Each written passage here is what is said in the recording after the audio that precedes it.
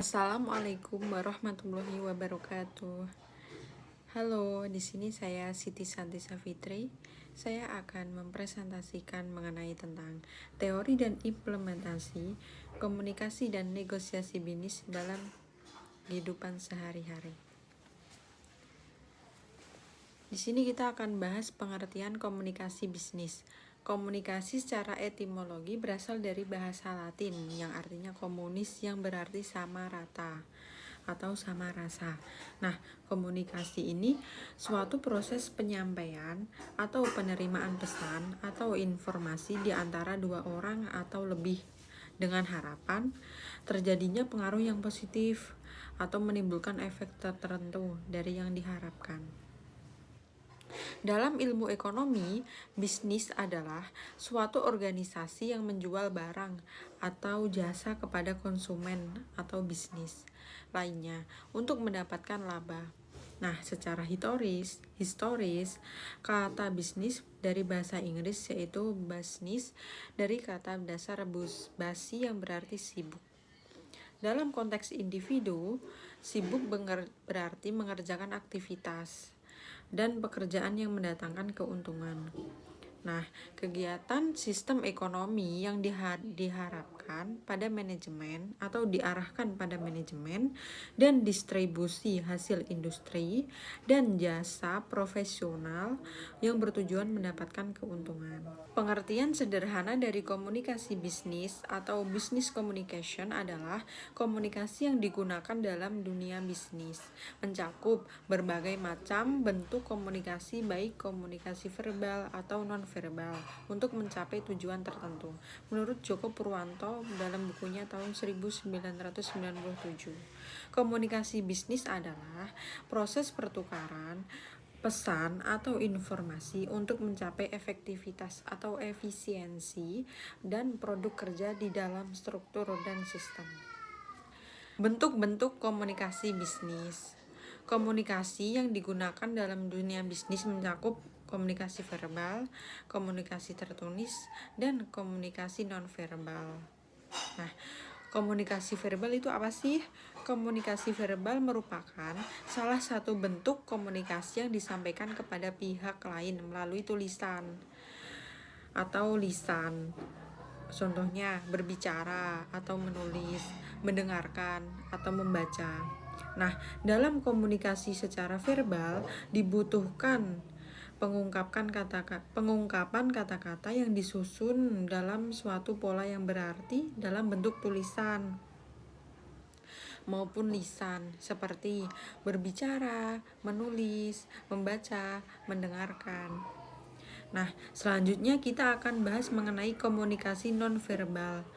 Komunikasi nonverbal adalah bentuk komunikasi yang disampaikan kepada pihak lain melalui bahasa isyarat, melalui ekspresi wajah, sandi, simbol-simbol, pakaian seragam, warna, dan intonasi suara. Nah, komunikasi nonverbal ini cirinya lebih tidak berstruktur, lebih sulit dipelajari, dan bersifat spontan. Nah, contohnya yaitu berbincang-bincang dengan teman, menggosip dengan tetangga, menelepon pacar, atau menggelengkan kepala untuk memberi isyarat atau tanda sebagai respon tidak mau, atau menganggukkan kepala sebagai respon dari seseorang untuk menyatakan iya atau mau. Nah, selanjutnya ada hambatan komunikasi bisnis. Menurut Sigben and Bell, hambatan dalam proses komunikasi dapat dikelompokkan menjadi hambatan verbal dan hambatan non-verbal. Nah, yang pertama kita akan membahas hambatan non-verbal. Perbedaan persepsi, perbedaan kepentingan, ataupun perbedaan pengetahuan tentang topik yang dikomunikasikan, yaitu meliputi keterlibatan emosi, kurangnya introspeksi, kesalahan dalam menilai penampilan, pesan yang disampaikan kurang jelas, atau hanya mendengarkan pesan secara pasif. Nah, itu tadi adalah hambatan secara non-verbal. Selanjutnya kita akan membahas hambatan verbal. Nah, menurut Buff and Thiel, ada beberapa hal yang dapat menjadi hambatan verbal. Antara lainnya disebabkan melalui kesalahan pemilihan kata, kurangnya perbendaharaan kosakata atau kurangnya pemilihan kosakata, kesalahan penulisan atau pengucapan, perbedaan level antara pengirim dan penerima pesan. Nah, itu adalah hambatan dari nonverbal dan hambatan verbal. Selanjutnya kita akan membahas karakteristik komunikasi bisnis. Apa sih itu karakteristik komunikasi bisnis? Karakteristik komunikasi bisnis ini dibagi menjadi 4. Yaitu yang pertama, pesan bisnis disusun dengan memperhatikan batasan biaya dan waktu. Nah, yang kedua, pesan tersebut disusun untuk audiens atau penerima yang membutuhkan informasi. Yang selanjutnya nomor 3, pesan harus mempertimbangkan pengaruh terhadap audiens. Apa sih pengaruh terhadap audiens ketika kita menyampaikan pesan, ataukah responnya bagaimana? Nah, kita harus mengetahui daripada itu. Nah, selanjutnya yang nomor 4, ada pesan biaya disusun oleh lebih dari satu tujuan. Yang nomor 4, pesan biasanya disusun lebih dari satu tujuan. Bisa jadi 2 tujuan, 3 tujuan, atau selebihnya. Selanjutnya ada manfaat dari komunikasi bisnis. Nah, ini dibagi menjadi 2, yaitu manfaat secara internal dan manfaat secara eksternal. Kita akan membahas manfaat secara internal. Manfaat secara internal yang pertama, meningkatkan kemampuan komunikasi secara efektif untuk menunjang karir di perusahaan. Yang kedua, meningkatkan komunikasi yang efektif di antara staf organisasi yang baik, antara staf dengan atasan, rekan kerja maupun bawahan. Nah, yaitu selanjutnya manfaat komunikasi bisnis secara eksternal. Yang pertama, komunikasi yang dilakukan dengan pihak ketiga akan membawa dampak positif dalam keberhasilan usaha bisnis. Nah, yang nomor 2, ada keberhasilan dalam membangun citra positif di mata masyarakat. Nah, selanjutnya kita akan membahas ruang lingkup komunikasi bisnis. Ruang lingkup komunikasi bisnis ini terbagi menjadi 2, yaitu di dalam perusahaan dan di luar perusahaan. Yang pertama, komunikasi di dalam perusahaan berlangsung antara karyawan dengan karyawan, ataupun karyawan dengan bos atau atasan. Nah, maupun karyawan dengan staf non karyawan. Nah, ini komunikasinya terjadi di dalam perusahaan. Oleh karena itu, bukan komunikasi tersebut adalah orang-orang yang berada di dalam perusahaan. Beda lagi dengan komunikasi di luar perusahaan, berlangsung antara pihak perusahaan A dengan perusahaan B.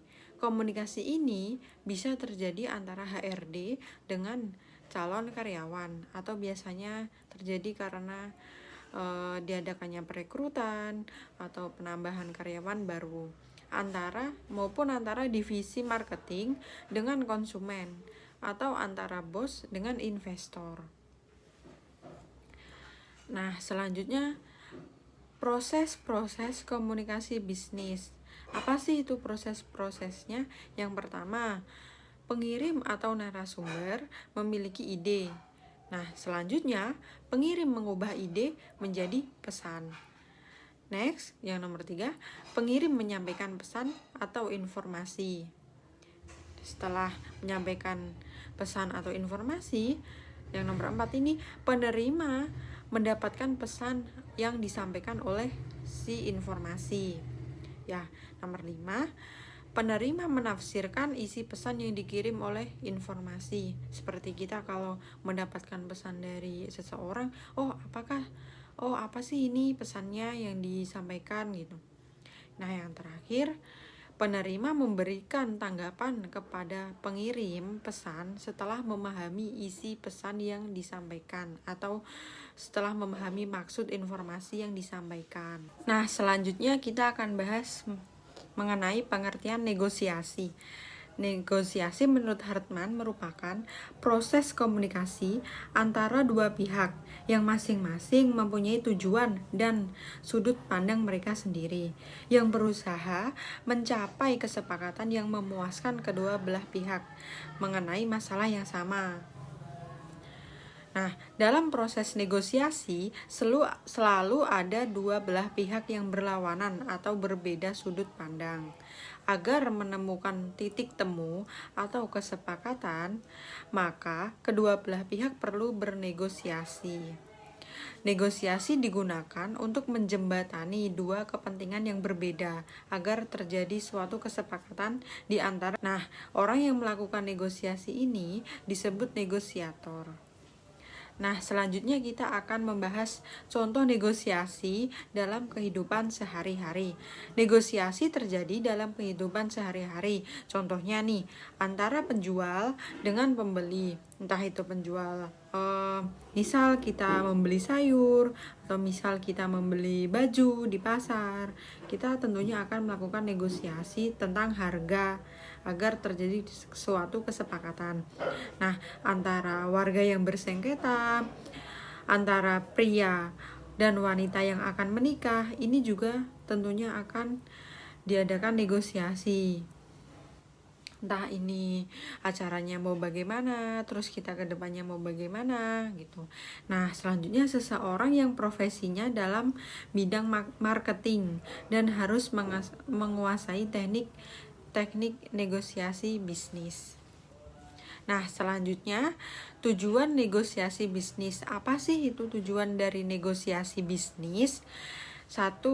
Untuk menemukan kesepakatan antara kedua belah pihak secara detail dan dapat memenuhi harapan, keinginan kedua belah pihak. Nah, yang kedua, menemukan kesepakatan untuk menguntungkan kedua belah pihak yang sedang bernegosiasi. Jadi, yang untung tidak hanya satu, tetapi yang untung kedua belah pihak. Nah, yang ketiga, tidak ada pihak yang merasa dikalahkan atau dirugikan. Jadi, dua-duanya merasa untung karena terjadinya kesepakatan. Nah, untuk mendapatkan suatu kesepakatan kedua belah pihak, ada beberapa hal yang harus diperhatikan. Yang pertama nih, kita harus mempersiapkan apa sih yang akan dinegosiasikan secara cermat. Nah, yaitu persiapan yang secara cermat. Yang kedua, presentasi dan evaluasi yang jelas untuk mengenai posisi kedua belah pihak. Yang ketiga, keterampilan, pengalaman, motivasi, pikiran yang terbuka.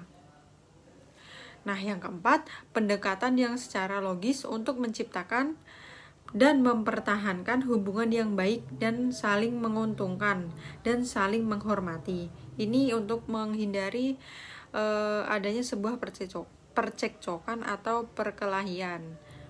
Nah, yang kelima, adanya kemauan untuk konsensi atau mencapai kesepakatan melalui kompromi bila terjadi kemacetan. Tentunya negosiasi ini tidak berjalan secara lancar atau mulus ya. Nah, untuk terjadinya negosiasi ini, maka diperlukan kelima hal-hal yang sudah saya sebutkan tadi.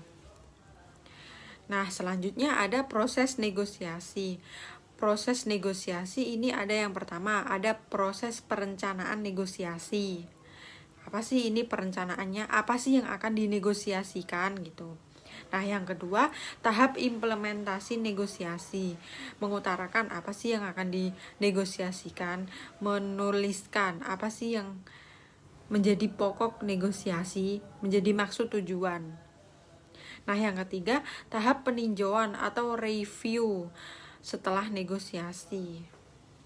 Apakah negosiasi ini bagaimana? Apakah ini harus ada revisi atau bagaimana? Ya, Yang terakhir, ada 7 tahapan penting dalam proses negosiasi. Yang pertama, ada tahap penentuan tujuan atau sasaran negosiasi. Apa sih?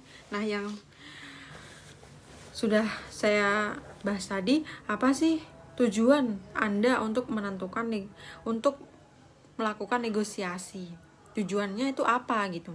Yang kedua, ada tahap persiapan negosiasi, entah itu data-data atau berkas-berkas. Nah, ini harus dipersiapkan, termasuk persiapan mental dan materi dan wawasan secara terbuka. Nah, yang ketiga, tahap kontak pertama. Nah, yang keempat, tahap konfrontasi. Yang kelima, tahap konsilisasi atau tahap kompromi. Agar biasanya ini untuk mencegah terjadinya percekcokan. Nah, yang nomor 6, ada tahap solusi. Tahap solusi ini biasanya kedua belah pihak sudah menemukan jalan keluar atau menuju kesepakatan. Nah, yang nomor 7, ada tahap konsolidasi pasca negosiasi.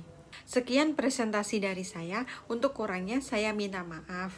Wabillahi taufik wal hidayat. Wassalamualaikum warahmatullahi wabarakatuh.